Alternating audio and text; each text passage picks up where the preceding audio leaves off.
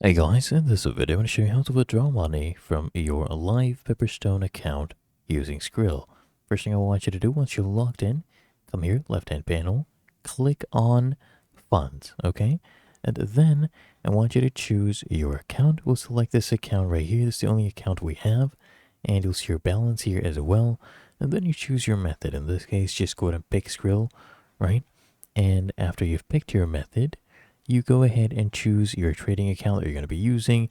You'll see the permitted amount that you can go ahead and withdraw, and then enter your withdrawal amount, and then hit on continue. Then after that, you will see right here all the details, right?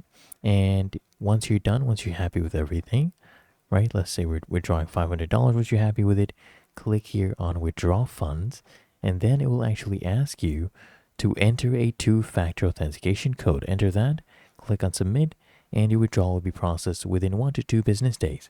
If you found this helpful, make sure you smash the like button and subscribe to App Mentor.